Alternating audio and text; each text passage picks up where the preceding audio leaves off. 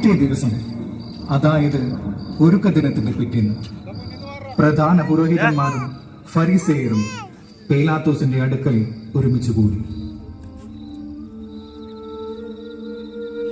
യജമാനനെ, മൂന്നാം നാൾ താൻ ഉയർത്തെഴുന്നേക്കുമെന്ന് ആ വഞ്ചകൻ ജീവിച്ചിരുന്നപ്പോൾ പറഞ്ഞത് ഞങ്ങൾ ഓർക്കുന്നു. അതിനാൽ 3 ദിവസം വരെ ശവകുടീരത്തിൽ കാവലേർപ്പെടുത്താൻ ആജ്ഞാപിക്കുക. അല്ലെങ്കിൽ അവന്റെ ശിഷ്യന്മാർ വന്ന് അവനെ മോഷ്ടിക്കുകയും അവൻ മരിച്ചവരിൽ നിന്ന് ഉത്ഥാനം ചെയ്തു എന്ന് ജനങ്ങളോട് പറയുകയും ചെയ്തെന്ന് വരും.